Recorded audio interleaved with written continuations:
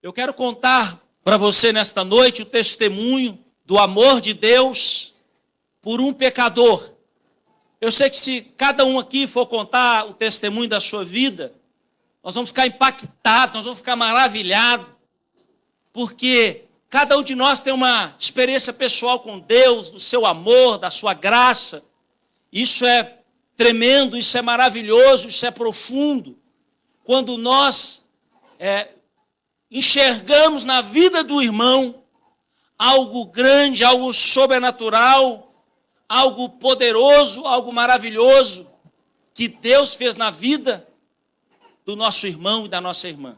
Queria que você abrisse a sua Bíblia no livro de Jeremias, Jeremias capítulo 2, versículo 12. Diz assim a palavra de Deus. Pastor, esse é o versículo do seu testemunho. Por isso que é difícil eu falar. É da sua vida. Falar de coisas boas, todo mundo gosta. Falar de coisas ruins, a gente só fala por causa de Deus. Diz assim um texto: espantai-vos disto, ó céus, e horrorizai-vos, ficai verdadeiramente desolados, diz o Senhor. Porque o meu povo fez duas maldades. A mim me deixaram um manancial de águas vivas e cavaram cisternas furadas que não retêm as águas da chuva. Versículo 19. A tua malícia te castigará e as tuas apostasias te repreenderão. Sabe, pois, e vê quão mau e quão amargo é teres deixado o Senhor teu Deus e não teres temor de mim, diz o Senhor dos exércitos. Aqui começa a minha história. Eu nasci num lar, sou o filho mais novo de 9 irmãos na cidade de Belo Horizonte. Uma família maravilhosa, uma família unida, uma família linda. Fui criado no sistema da religião católica, apostólica, romana. Costumo dizer que eu não era católico, eu era católico, apostólico, romano, radical. Queria ser padre na minha infância. Rezava 150 terços, ia a Aparecida do Norte, Convento da Penha, Serra da Piedade, Sabará, Santa Luzia, aonde existisse uma procissão, uma romaria. Eu estava com a minha mãe, com a minha família, cantando e adorando as imagens de escultura, adorando aos santos, e não conhecia a verdade das Escrituras. Aos 5 anos de idade, 2 coisas aconteceram na minha vida, que marcaram a minha vida. Aos 5 anos de idade eu fui violentado sexualmente. Uma mulher que trabalhava na casa da minha mãe me violentou sexualmente, praticou sexo com ela, uma criança de apenas 5 anos. 5 anos de idade nós fomos para Aparecida. Eu fui raptado, sequestrado, roubado da minha mãe. E a minha mãe subiu e conversou com o padre anunciou a roupa que eu estava, uma mulher viu a outra me roubando, ela foi, correu, me tomou das mãos dela, me levou para minha mãe. Eu lembro até hoje dessa cena, eu estava atrás no carro, minha mãe disse assim para mim assim: meu filho, você nunca mais na sua vida vai esquecer dessa cena. E de fato, nunca mais esqueci daquela cena. Cresci aproveitando tudo que uma vida de uma classe média alta pode ter, de uma criança, de uma família rica. Na casa da minha mãe tinha 5 carros, 5 empregadas, 5 banheiros, 11 quartos, casa de praia, casa de sítio, empresas, lojas, sociedade com os meus tios. Mas confesso que o vazio da minha alma era tão grande ou maior do que o tamanho desse mundo. As ânsias do meu coração não eram respondidas pelas religiões dos homens, por aquilo que eles queriam me oferecer.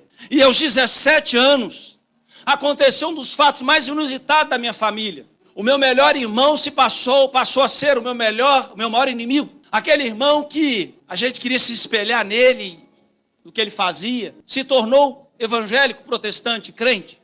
Como nós éramos muito católicos, ele foi proibido de entrar na casa da minha mãe. E eu tinha prazer de entrar no quarto das empregadas para zombar, para ridicularizar, para debochar o meu irmão, dizendo que fizeram uma lavagem cerebral na cabeça dele, ficou fanático, só sabe falar de Jesus. Eu não entendia que a boca fala o que está cheio o coração.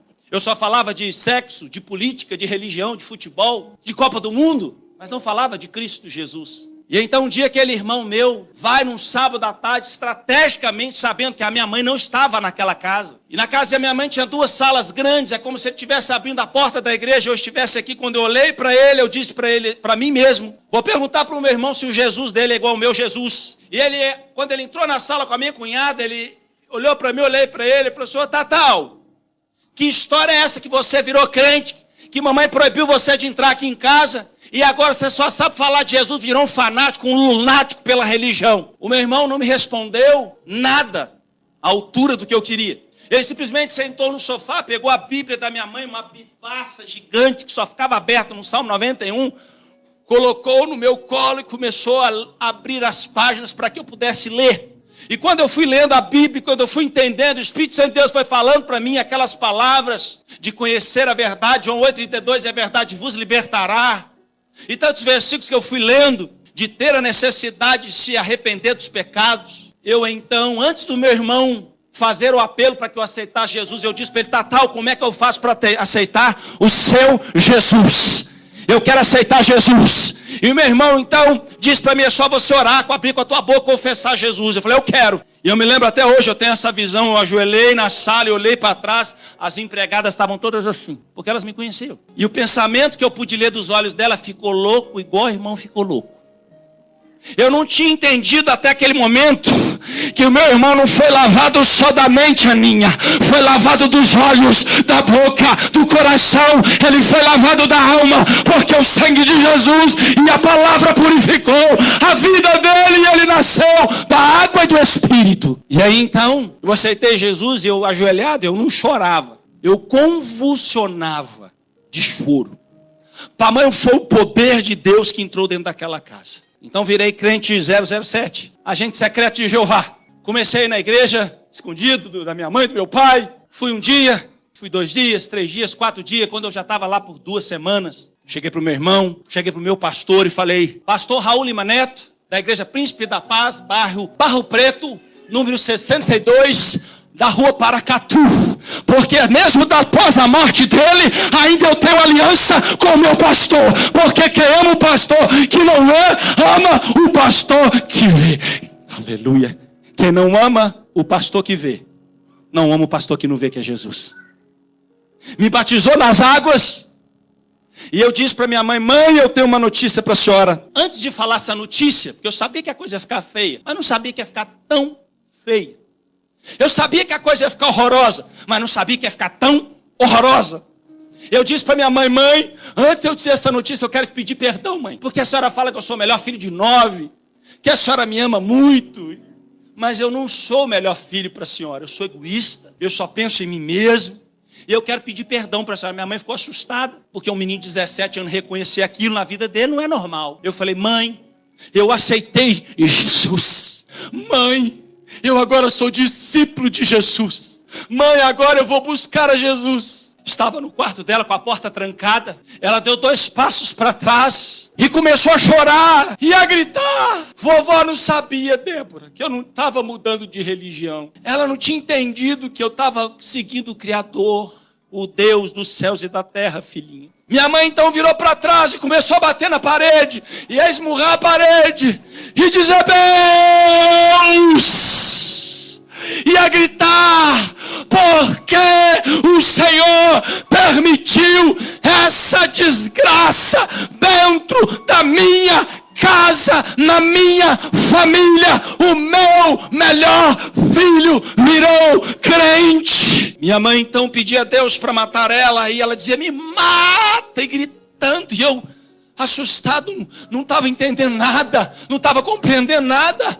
De repente, a minha mãe, meu pai tinha 2 revólveres no armário. A minha mãe vai em direção ao armário, ela vai, abre o armário para pegar um revólver. Quando ela foi pegar o revólver para se matar e dar um tiro na cabeça, eu empurrei a minha mãe para trás, chamei as empregadas, elas deram água com açúcar para minha mãe. Minha irmã chegou, tadinha. Ela não tinha entendido que eu não estava seguindo uma religião, mas estava seguindo a Jesus, o Rei da Glória. Minha mãe, acalmada, volta a se recompor. Mas eu quero abrir um parênteses aqui para você entender o que é o mundo espiritual. A minha mãe aceitava filhos que mexiam com droga, com alcoolismo, com bebida, de beber um engradado inteiro sozinho. Um irmão meu 2 irmãos, mexiam com sexo fora do casamento, mexia com tantas coisas, drogas, prostituição, adultério, e minha mãe aceitava eles, e minha mãe acobertava eles, e minha mãe protegia eles. Mas quando ela descobriu que o melhor filho dela virou crente, a minha mãe chamou dentro do quarto e disse para mim assim: Geraldo, eu não posso aceitar você dentro da minha casa.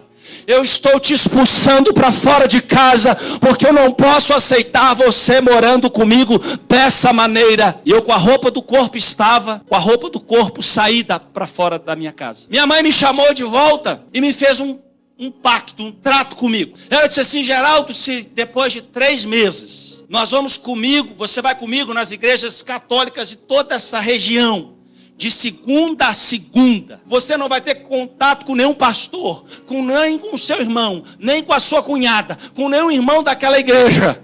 E se depois de 3 meses você quiser ser crente, você está liberado para morar na minha casa. Eu falei: fechado, mãe. E de fato, nós íamos em procissões, romarias, no cemitério, rezar para as almas, rezar para as imagens, para os santos. Eu era devoto de tantos santos. Desde o ventre da minha mãe eu fui consagrado a Geraldo Antônio. Meu nome é São Geraldo de Santo Antônio. Dentro do meu quarto existia um altar com mais de 30 imagens de esculturas.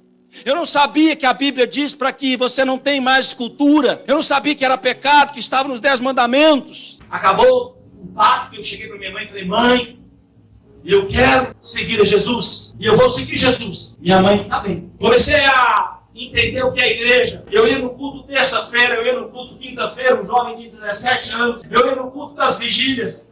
De meia-noite, na sexta-feira, saía 6 horas da manhã, até tomar café. Era o tempo de ir para casa, tomar banho, trocar de roupa e ficar na loja da minha mãe de 9 às 5 horas da tarde.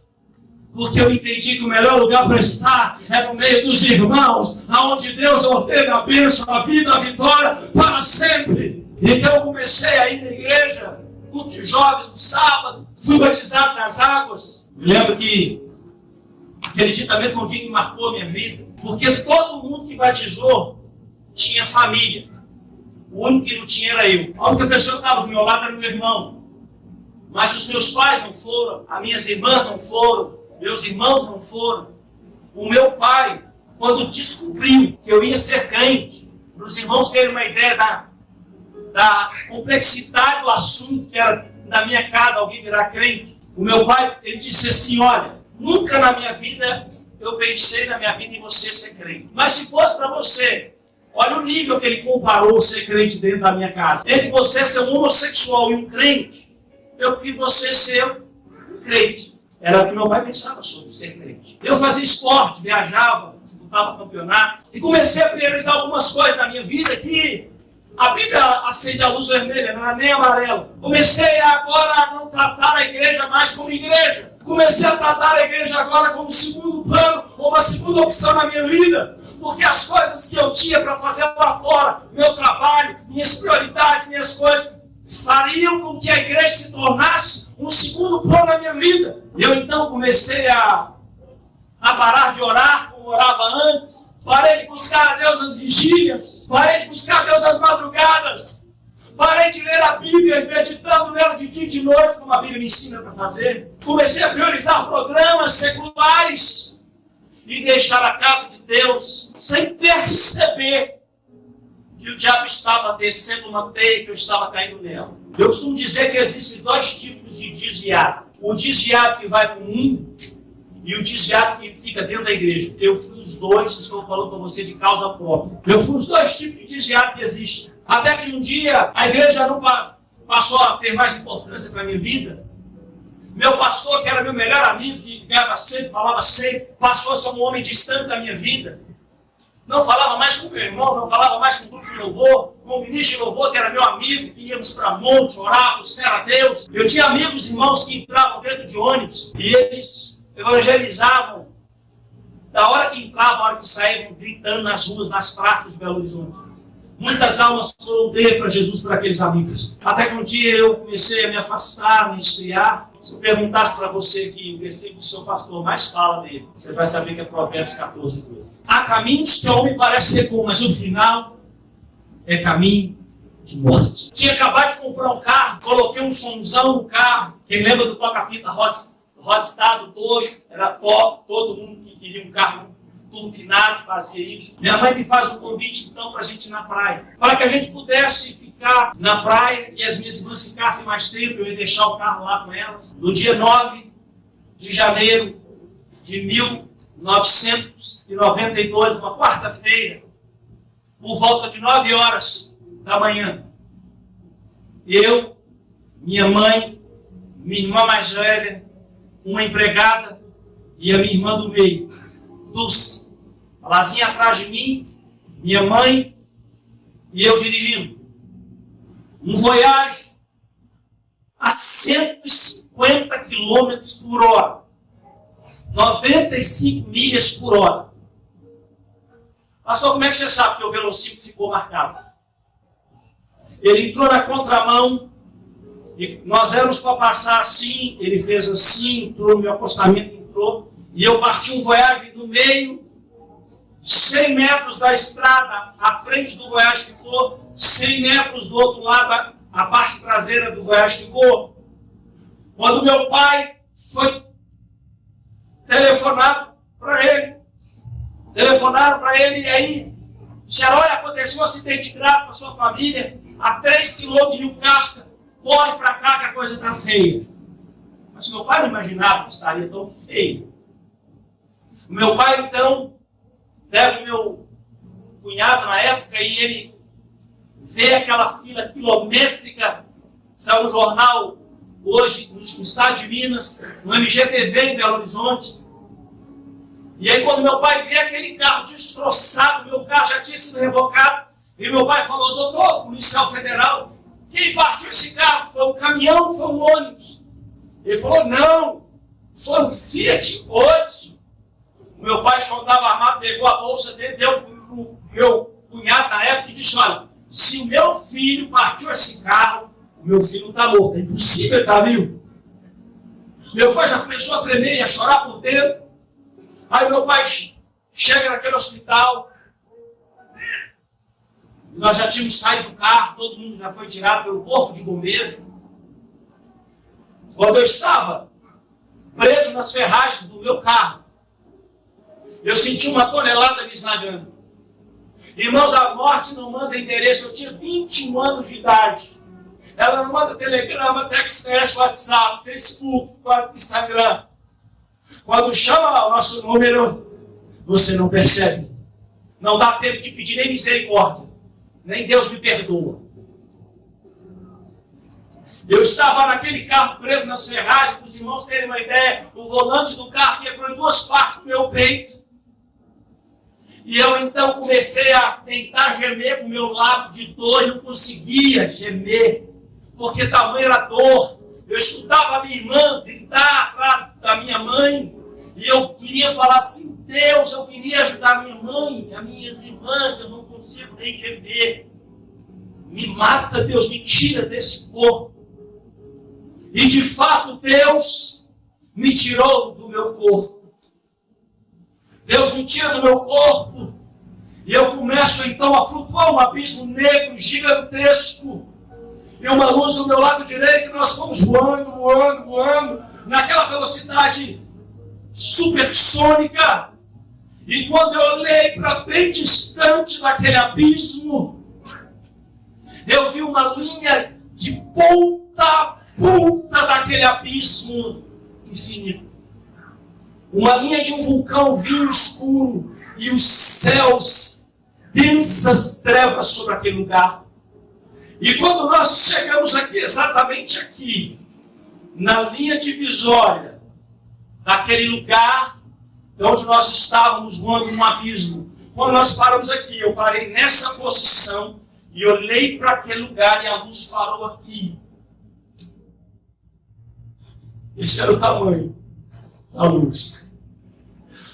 A luz era tão poderosa, irmão, que aquele lugar que era vinho escuro se tornou um fogo amarelo claro. Eu pude ver detalhes daquele lugar. O céu, que era em densas trevas, escuro, espessas trevas, se tornou um cinza claro como uma noite nublada, um dia nublado. Eu olhei para aquele lugar com essa consciência, com essa mente, já estava deitado, morto na estrada. O Instituto Médico Legal enviou um carro para me levar para o necrotério, morto. Levaram todas as pessoas com chance de vida, me colocaram coberto e o carro já foi acionado para me levar para a casa funerária, para o necrotério. Estou vendo aquele lugar com essa mente que estou agora vendo você. E a consciência que eu tenho que a alma é eterna, eu estou no inferno, estou desviado, estou fora da presença de Deus e vou passar a minha eternidade inteira aqui neste fogo do inferno. Mas não entendia. Porque tudo que eu me recordava da Bíblia, de todas as pregações que eu ouvi, diz que as pessoas estavam chorando, rangendo os dentes, ininterruptamente. E aquele lugar não havia ninguém, não havia uma alma, não havia nenhum demônio, nenhuma potestade. Aquele lugar até o dia de hoje está vazio, não há ninguém que está lá, porque a Bíblia Sagrada diz que a morte e o inferno serão lançados dentro do lago de fogo de Apocalipse. E quem não tem o seu nome escrito no livro da vida será lançado dentro do lago de fogo, que arde com fogo e com enxofre. E aquele calor, aquele lugar insuportável para se vincar. Eu olhei para o lado e a luz não falava só audivelmente. Ela me varria dos pés à cabeça. Como um vento poderoso, quando ela abria sua boca, ela falava e me varria dos pés à cabeça. E ela olhou para mim e disse: Geraldo, preste atenção em tudo que você está vendo, porque quando eu vou colocar você voltar para o seu corpo, você vai voltar e vai contar para as pessoas que lugar é este daqui. E eu então comecei com os meus olhos a gravar a imensidão daquele lugar, para a esquerda, para a frente, para a direita, mesmo ainda sem perceber que eu estava no lago de fogo de Apocalipse. Capítulo 20, versículo 14. Quando eu vi que eu tinha gravado aquele lugar, eu pensei comigo mesmo, disse: quem será essa luz? Será que ela é Jesus? Será que ela é um anjo poderoso? E quando eu virei para ver a face dele, ele se encandeceu, me colocou dentro do meu corpo, e eu comecei a vomitar sangue, a cuspir sangue. Me pegaram, me levaram para a Ponte Nova, porque o hospital de Rio Casca não conseguia suportar mais ninguém. O meu pai chega dentro daquele hospital de Rio Casca, aflito, amoroso, com a sua família, preocupado com os seus filhos. E começa a gritar: onde está a Áurea? Onde está a Áurea, mãe? A Áurea, mãe? E a enfermeira, sem nenhuma inteligência, diz assim: a Áurea está aí atrás do Senhor. Quando a minha mãe vira, a minha mãe coberta, nem sobra. Dia despedido, uma festa que nós fizemos de manhã para a gente ir embora para a praia, porque a gente era muito unido. Minha mãe despede do meu pai sem saber que era a última vez, o último calor lá na cara dele, no rosto dele. O meu pai olha para minha mãe morta. E ele pergunta: cadê o Geraldo? Está em Ponte Nova. Cadê a Dulce? Foi para Ponte Nova também. Cadê a Lazinha? A Lazinha está na sala, ao lado. O meu pai entra dentro da sala, assim. Para os irmãos terem uma ideia, gente. 32 anos, pensa numa mulher bonita, linda, de parar o trânsito. A minha irmã entrou debaixo do meu banco e quebrou todos os ossos da cabeça, os pés. Não teve uma parte do corpo dela que não foi esmigalhada e moída na batida. O meu pai chega naquela sala sem entender o que está acontecendo, dia mal.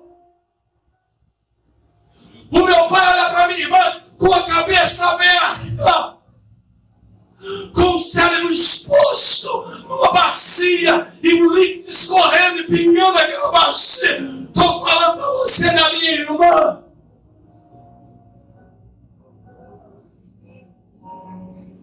querido. 32 anos, meu amigo.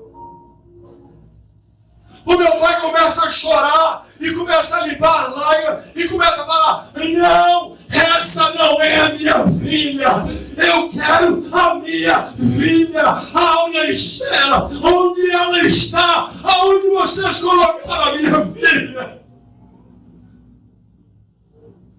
Juntaram os enfermeiros querendo apagar meu pai. Falou: não me apaga não, pelo amor de Deus, eu preciso viver isso. Não me apaga não, para vocês. Quando eu voltar. Fui levado para Ponte Nova às pressas. O laudo médico me registrou com perda de 3,5 litros de sangue. Me deu hemorragia interna. Eu quebrei a minha parte, mais de fratura múltipla de mais de 7 partes. O médico não conseguiu contar os pedaços de osso quebrado e arrancado. Quebrei o pé esquerdo. Tive hemorragia interna. Me colocaram os nervos para tirar o sangue. Antes do médico me examinar, me tratar, ele me examinou, chegou para a enfermeira e falou assim: deixa esse rapaz no corredor, presta atenção, querido, eu vou falar uma coisa para vocês. Chegou para a enfermeira e disse: deixa esse rapaz no corredor. É impossível ele sobreviver. E de fato me deixaram no corredor. E meia hora depois a enfermeira passou por mim, chegou a mim, viu respirando e falou assim: doutor, é melhor o senhor vir olhar este rapaz, porque Deus não quer levar ele não. Olha ele, querido, deixa eu dizer uma coisa para você. Ainda que o diabo e o inferno tenham colocado um ponto final na tua história, tenho colocado que você já era. Aonde Deus colocar uma vírgula, vai dar fruto na tua casa, vai dar fruto na tua família, vai dar vitória de Deus na tua vida, porque para Deus do que aquele que está no mundo. Amém. Podem até ter te colocado no corredor. Jesus passa até em corredor de hospital para dar vida para quem está morrendo. Porque Ele é Deus dos céus e da terra, Deus de todo poder. O médico, então, que operou 13 anos no melhor hospital de Minas Gerais, sob acidentado de acidente, atropelamento, ele chega com o meu baço na mão, todo destruído, retalhado. Ele disse assim: seu Arthur, nem atropelamento de caminhão, nem atropelamento de ônibus, eu já vi um passo nesse na minha vida. Seu filho não está mais nas nossas mãos, está nas mãos de Deus. O médico disse isso para o meu pai. Tomei mais de 200 pontos no corpo, da cabeça aos pés. Na batida eu fui lançado para fora, minha cabeça para fora. Quando eu voltei para trás, eu cortei a minha cabeça. Fiquei num ano totalmente cego, com catarata traumática. Tomei 5 pontos no olho. Estava em Ponte Nova e no outro dia não pude ir de ambulância para Belo Horizonte. Tive que ser transferido numa UTI móvel. Cheguei em Belo Horizonte às 9 horas da manhã. O médico que estava me examinando olhou para minha irmã: seu irmão já morreu, não é verdade? E às 9 horas da manhã, meu irmão, que é meu pai na fé, estava orando, dizendo para Deus assim: Deus, o Senhor já matou minha mãe, o Senhor vai levar minha irmã, mas não leva ela não. Faz dele o pregador da tua palavra para pregar o teu evangelho para o mundo afora.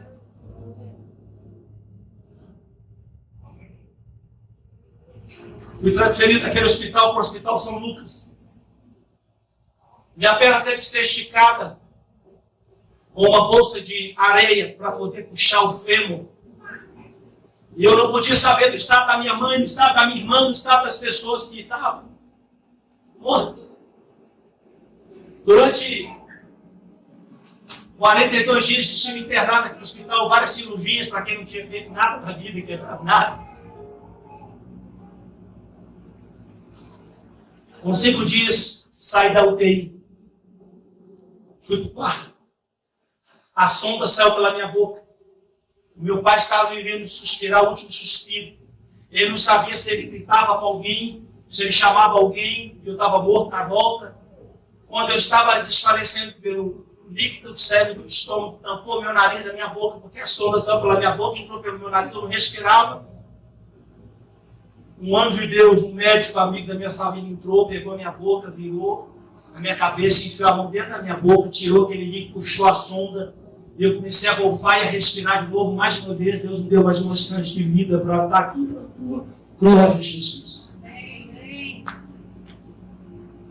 Quando eu saí da UTI, a minha irmã estava no 5º dia de UTI.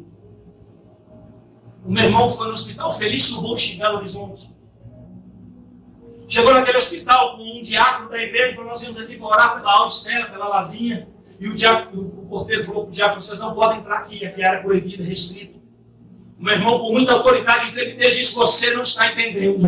Eu não vim aqui como irmã da Áurea. Eu vim aqui como servo do Deus vivo. E você vai deixar eu entrar dentro dessa UTI, porque eu preciso pregar para minha irmã a palavra da salvação. E meu irmão, então, entrou naquele UTI. E minha irmã, em coma profundo, não induzido, com a sua vida toda destruída, toda estraçalhada.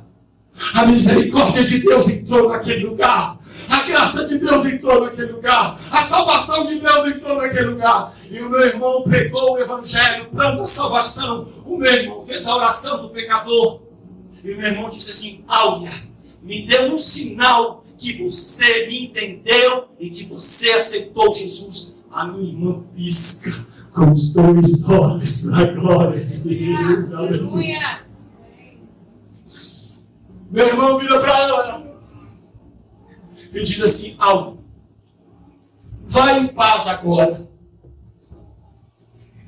Eu vou até você um dia. Vai em paz. Meu irmão sai da UTI. Exatos 5 minutos depois, o doutor sai do lado de fora da UTI e fala: seu Arthur, sua filha acabou de morrer. Ele só completou: sã e salva para a glória de Deus. Oh!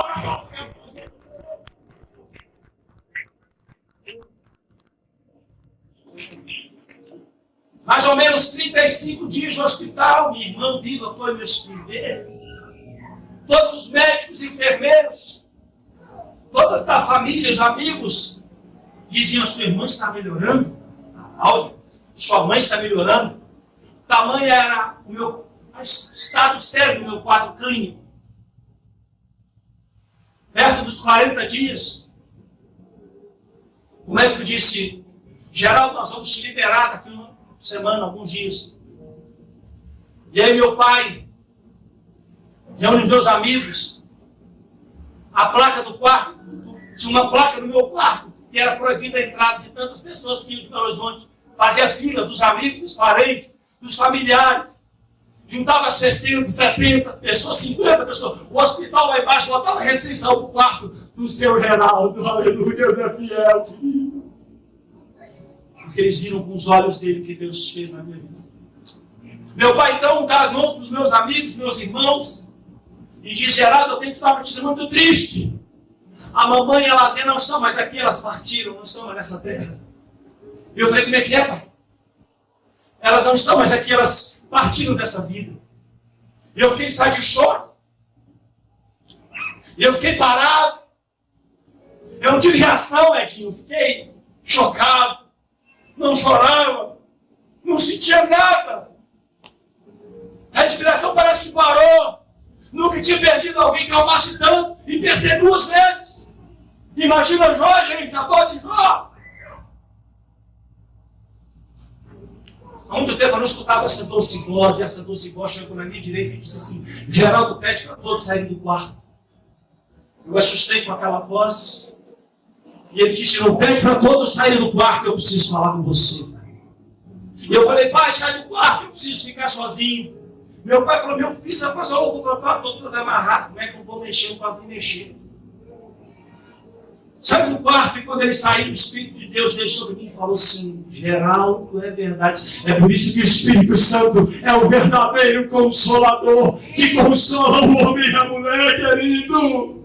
Ele veio sobre mim e falou: Geraldo, É verdade, a sua mãe não está mais aqui, né, a sua irmã, mas eu nunca vou te deixar, eu nunca vou te desamparar. E quando ele falou aquilo, eu comecei a chorar e a gritar com a dor da morte que entrou na minha alma. Meu pai entrou, nos abraçamos.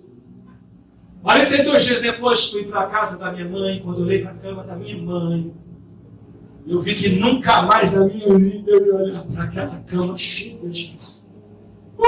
Jesus. Só quem passou para a dor sabe o que eu estou falando. Chegar no quarto da minha irmã e a porta fechada. E a vontade de dizer assim, é um sonho, Davidson. Foi um pesadelo que eu tive, Felipe. Não, não foi, foi real. O médico, então, pelo estado da gravidade da minha perna, eles iriam amputar ela. Disse para mim assim, olha, nós precisamos, além da platina, além dos arames, nós precisamos colocar um aparelho paraplégico na sua perna. E me deram o endereço, eu fui naquela loja, quando eu cheguei lá, minha alma começou a sangrar, a chorar. De ter que usar aparelho de ferro igual paraplégico. 20 anos de idade. Porque é caminho que parece ser bom, mas o final é de morte. Se o caminho que eu estou andando e que você está andando não é de Deus, é um caminho perigoso. Foge dele, gente! Corre nesse caminho, porque ele é de morte. O que acontece? Eu chego naquele lugar me sentindo o pior dos piores. Uma mulher fica do meu lado, senta do meu lado sem perna. O outro senta sem braço, o outro sem perna, o outro sem perna. Eu fiquei, meu Deus. E é como se Deus estivesse me confortando, me consolando, falando, filho, não olha para a esquerda, não para a direita, olha para mim. Minha perna complicou o estado. Eu tive o que a medicina chama de osteomilites, infecção nos ossos crônica aguda. A minha perna jorrava pus, Rude, 24 horas por dia, ininterruptamente.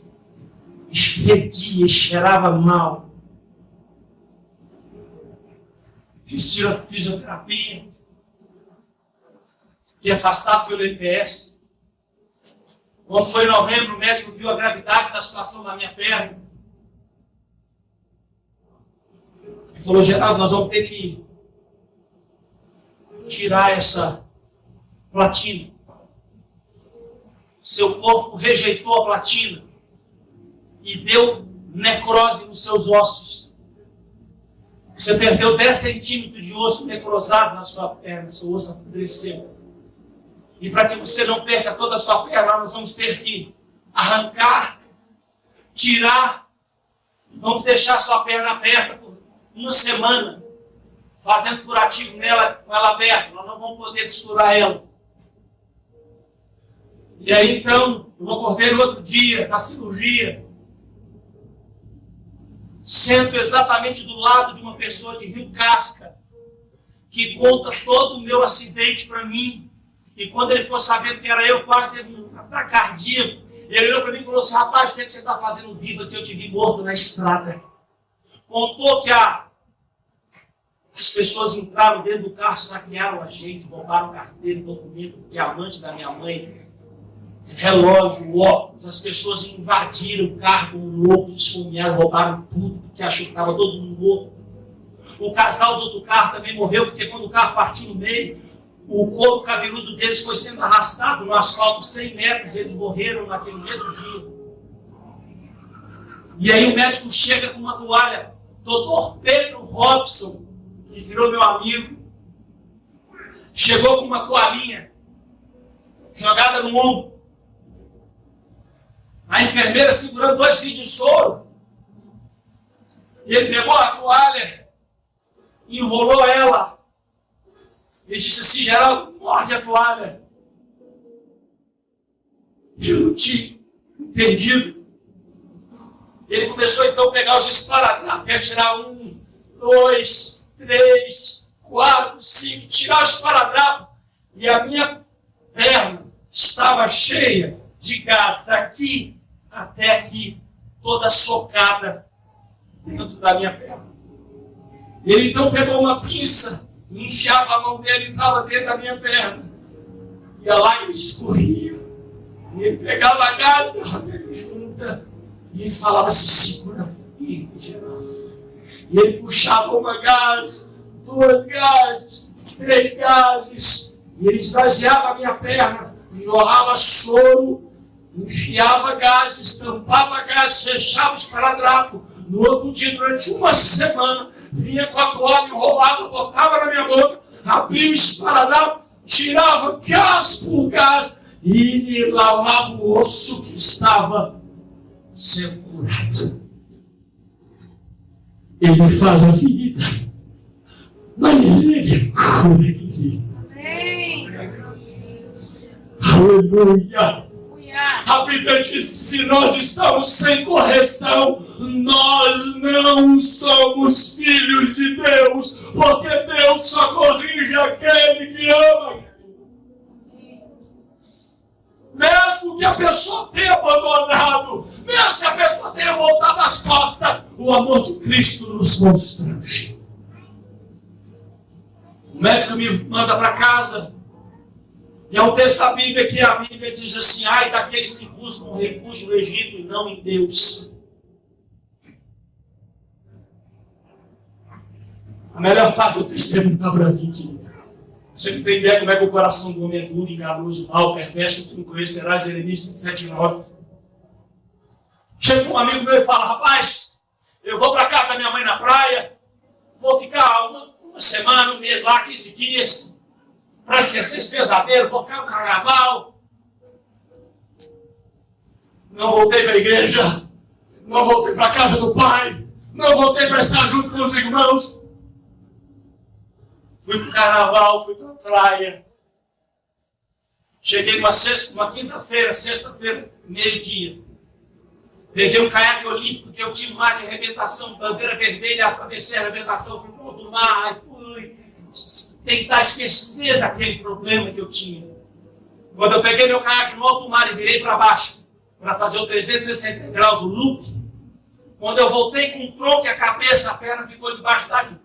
Pá, pá, pá. Eu ouvi a minha perna estralando e quebrando dentro daquele caiaque. Eu falei, meu Deus, estou sem colete salva-vidas, o mar está com onda grande, como é que eu vou arrebentar aquela arrebentação, chegar na areia e pedir socorro para o salva-vidas? Vou morrer afogado.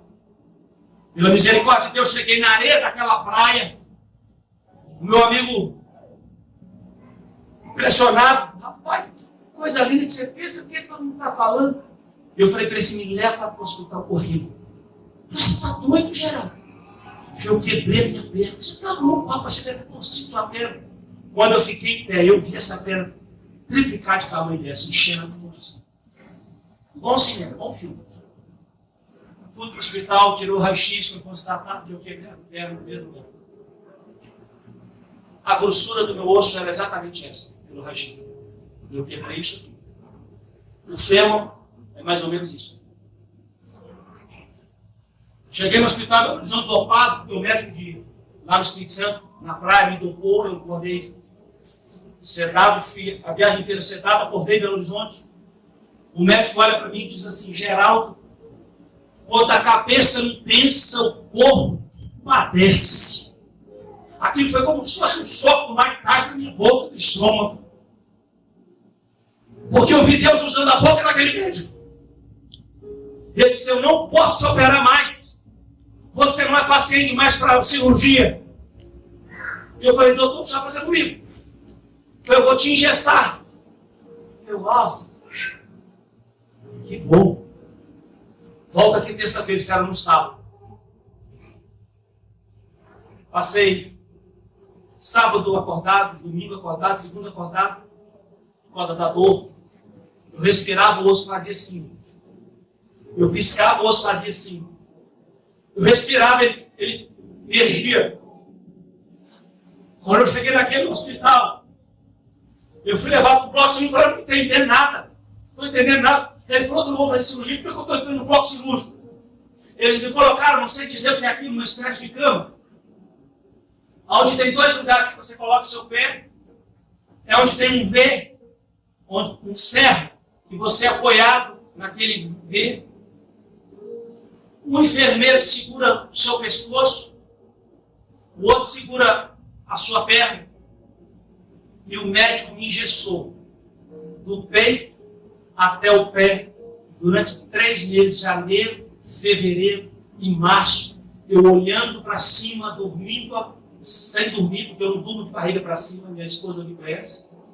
3 meses acordado, sem poder coçar, porque não tinha como enfiar nada para coçar, porque não vai enfiar alguma coisa para coçar aqui. Fazendo xixi, necessidade, uma comadre, tomando banho de gato. Ali Deus mostrou quem era aquele atleta que achava que era alguma coisa. Vermezinho do verme. Ó povozinho de Israel, vermezinho de Jacó. 3 meses passando daquele jeito. Pastor, o senhor voltou para a igreja? Eu voltei para a igreja. Meu coração endurecido. Coração de pedra. Mas a Bíblia diz que aquele que endurece a cerviz será quebrado sem que haja cura. De fato, eu fui quebrado. Não fui para Jesus pelo amor. Não fui para Jesus pela dor. Porque voltarei, buscou pano, valgina na veia, morfina, nada disso fazia efeito em mim. Até que os médicos falaram assim: apaga esse rapaz. 3 horas depois eu acordava com a mesma dor. Um lençol totalmente molhado, encharcado de tanta dor alucinante que eu sentia. Topava, eu voltava com a mesma dor. Minha vida, depois de 2 anos afastado pelo MPS, comecei a trabalhar, comecei a recuperar minha saúde física perdida. Fiz cirurgia na perna, fiz cirurgia nos olhos. Minha catarata traumática, perdi a cirurgia. Minha lente pulou para trás do fundo, tive que correr para o hospital às pressas para fazer uma cirurgia. E quando eu tirei o cristalino, me dava úlcera corneana nos olhos, porque o meu cristalino foi arrancado na cirurgia e a minha pálpebra cortava a minha córnea. Até que um dia eu descobri que eu tinha úlcera corneana. Pensa numa dor alucinante, aguda, que você não tem ideia. Até que um dia um médico do Hospital das Clínicas, do pronto-socorro dos olhos em Belo Horizonte, pegou uma caneta, um papel, desenhou e falou assim: esse aqui é seu olho. E começou a desenhar com a caneta e falou assim, e eu falei assim: e essa caneta? Essa caneta é uma agulha, é isso que você está sentindo 24 horas por dia. Eu falei assim: fala. Não voltei pela dor.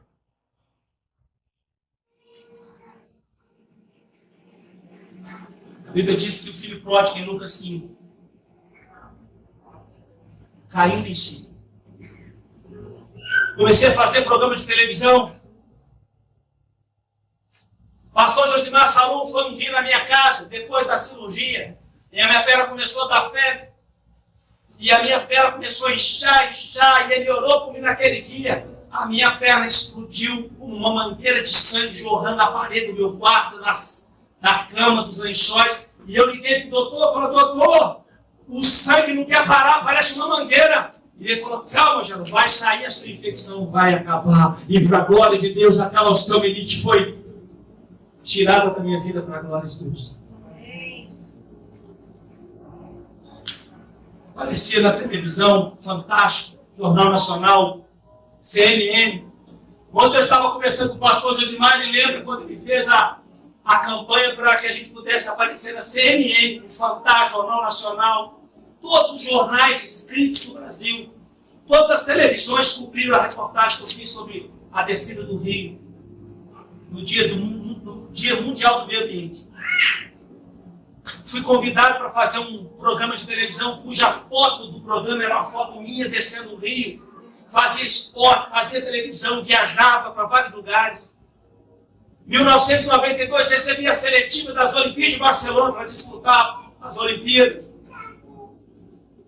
Quando aquele diretor de televisão, Flávio Bergman, me ligou e disse: Geraldo, eu tenho uma filmagem com você esse final de semana. Eu falei: é impossível, eu estou indo para a praia com meus 7 primos, com meus 7 amigos, 7 carros, meus irmãos. Eu me lembro até hoje, eu estava no meu quarto, e aquela mesma voz do hospital disse para mim assim: Geraldo, pergunta onde é que é. Eu já comecei a ficar preocupado, assustado, porque eu não queria ouvir a voz de Deus. E eu disse assim, ô Flávio, Bergman, só para curiosidade, aonde você queria que eu fosse dar aula? Isso era terça-feira, a viagem era na quinta. E ele falou assim, na Igreja Batista da Floresta. Eu já comecei a ir lá, peguei, desliguei o telefone. Quando eu desliguei o telefone,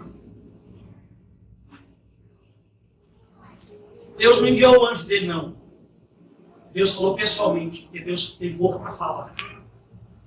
Ele disse assim para mim assim, Geraldo, você se lembra que em 1992 você foi para a praia, a sua mãe morreu, você morreu, a sua irmã morreu, o casal do outro carro morreu, e eu te trouxe de volta com a minha misericórdia e você está vivo até hoje?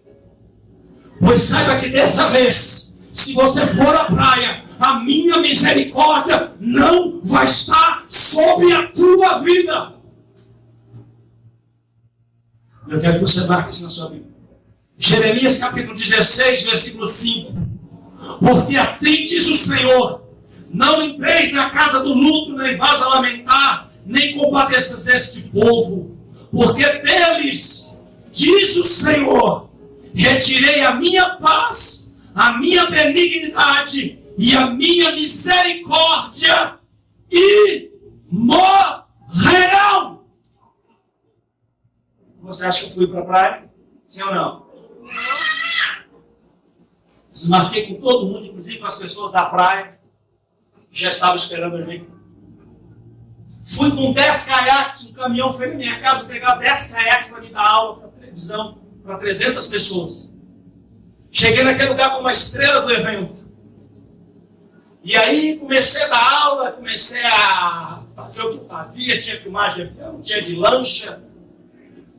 Até que um dia tinha que ser Paulo, né? Até que tinha um Paulo esbarrou comigo e falou assim, ô Geraldo, vamos pro culto. Que culto que é, rapaz?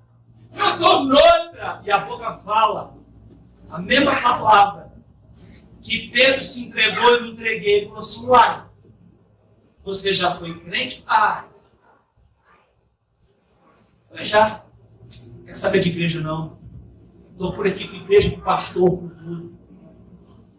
E ele disse uma palavra para mim que eu nunca mais esqueci, porque Deus usou aquele moço. Ele disse assim, Geraldo, você sabia que a igreja de Jesus simboliza a arca de Noé? E eu, todo duro, ridículo, falei assim, sei, e daí? O que é que tem? Vamos dizer, fala rápido que eu estou com pressa. Você sabia que dentro da arca tem cocô de cavalo, de boi, tem xixi de vaca, tem coisa que fede dentro da arca. Mas fora da arca tem cadáver podre boiando nas águas do pecado. Aonde você quer ficar, rapaz? Você quer estar na presença de Deus? Ou você quer estar nas águas podres do pecado boiando morto? Irmãos, confesso que não dormi aquele dia. Não precisou falar nenhum versículo da Bíblia, aquilo fosse suficiente para mim. No outro dia de manhã eu fui no culto. E a mesa de som é aqui. A última pessoa que fica na mesa de som é aqui, não é verdade? Eu estava aqui. O pastor então começa a pregar. O pastor Edmilson da Igreja Batista chama Vinda Londrina, Paraná. Começa a pegar um saco preto e fala assim, você se encontra assim, querido. Você pegou o lixo do mundo. Você está cheio das coisas do mundo. É por isso que você não dá valor para a igreja. É por isso que você não dá valor para o teu irmão. É por isso que você fala mal do teu pastor. E ele começou a pregar e encher aquele saco. Eu falei, meu Deus, quem contou a minha vida para ele? Ele está falando para mim. Esse cara sou eu. Ele pegou aquele saco pesado, sujo, imundo. Mas nessa manhã Deus quer mudar a tua história. E ele pegou aquele saco e jogou tudo no chão do púlpito, aquela lambuça, casca de banana, maçã, tudo podre, sujo. Porque assim que meu coração estava. Ele falou, vem para frente. Deus quer mudar a sua história. Eu não fui. Tive vergonha porque eu era a estrela daquele lugar. Acabou o culto. Eu cheguei para o pastor, eu sei que o senhor está ocupado aí. Eu também estou, tem que dar aula agora. Mas eu queria falar uma coisa com o senhor. Nós fomos para o meio da floresta, nós dois sentamos no chão. E eu contei a minha vida para você, para ele, igual eu contei para você. E quando eu contava a minha vida para ele, ele só não chorava, ele urrava. Ele urrava. E eu fiquei preocupado, porque eu achei que eu estava em Hebreus 6, a qual a Bíblia diz que quem experimentou os poderes vindouros caíram, impossível Deus renová-lo para arrependimento, eles crucificaram e expuseram Cristo à ignomia novamente. Eu falei, meu Deus, será que eu estou em Hebreus 6, meu Deus do céu? E eu falei para ele, o senhor está me deixando preocupado, o senhor está me deixando com medo. Por que o senhor está chorando tanto? Eu nunca vi um homem chorar tanto na minha frente como o senhor está chorando. E as palavras daquele homem de Deus foram: porque Jesus te ama, Geraldo. Porque senão você não estaria vivo aqui, nem estaria me contando essas coisas. Porque Ele te ama. Isso foi em janeiro de 1999. Nunca mais na minha vida eu deixei de congregar. Eu deixei de amar a igreja, eu deixei de amar a noiva, eu deixei mesmo tomando pedrada, cacetada, eu deixei de amar o corpo de Cristo, porque quem ama o corpo, gente, ama o cabeça que é Jesus Cristo, aleluia. Viajei para o Paraná, preguei em várias cidades, festas, rádio, pregando o testemunho do amor de Deus por um pecador.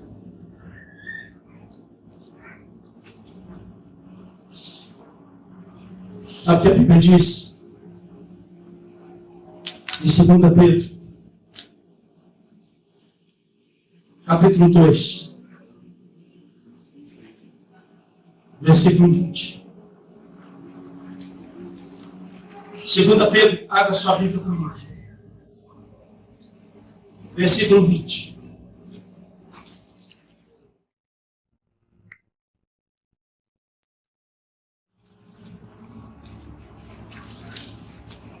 Quero que todos abram esse versículo e marquem nas suas Bíblias, por gentileza.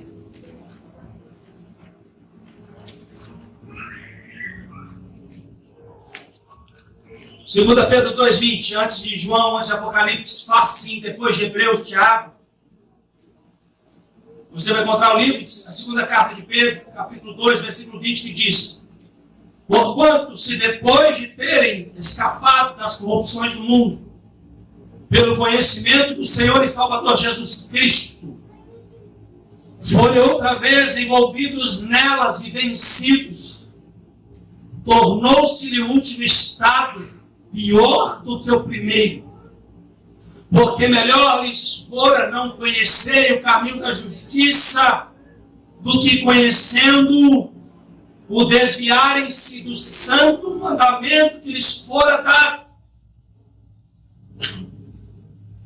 Deste modo sobreveio-lhes o que por um verdadeiro provérbio se diz: o cão voltou ao seu próprio vômito, e a porca lavada ao espojadouro de lama. A Bíblia diz que o filho pródigo trocou a casa do pai e foi comer das sobras que os porcos não queriam. E quando ele caiu em si, a primeira coisa que ele disse foi: quantos trabalhadores da casa de meu pai têm comida, roupa, coisa decente, podem não ter tudo o que querem. Estou parafraseando para você, Lucas 15. Mas tem o que precisa. Porque Jesus nunca te prometeu aquilo que você não precisa, sim que você precisa. Porque muitas das coisas que a gente quer vai ser o laço para a gente tropeçar nessa caminhada. Voltei para a casa do Senhor. A Bíblia diz em Hebreus 12, 43, que o espírito imundo, quando sai do homem, ele fica procurando lugar para morar. E olhou para a casa e viu ela varrida, ornamentada, que o Espírito Santo varreu, limpou e ornamentou. Mas olha e não vê mais o Espírito Santo, a presença de Deus. Por isso Paulo diz: não entristeçais o Espírito Santo, não apagueis o Espírito Santo. Porque o Espírito Santo, quando sai, Ruth, ele não avisa, estou out, estou fora. Ele sai e não avisa, como aconteceu com Sansão. Sansão, pela terceira vez, se levantou e disse: vou levantar outra vez contra os filisteus como dantes. Não percebeu que o Senhor se tinha apartado dele. E vem 7 demônios piores do que aquele e entram dentro da vida daquela pessoa. Escute, o que o ímpio não faz, o desviado faz. Escute, igreja, porque Deus está falando. O que o ímpio, bandido, perdido, não faz espiritualmente, um desviado dentro da igreja ou fora da igreja faz. Porque tornou-se o último estado pior do que o primeiro.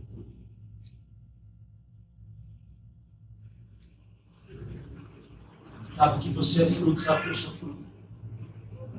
Misericórdia de Deus. Por isso você está aqui. Você é fruto do grande amor de Deus que nos constrange. Eu queria chamar todo o grupo de louvor para vir aqui agora na frente. E queria convidar toda a igreja para vir aqui na frente.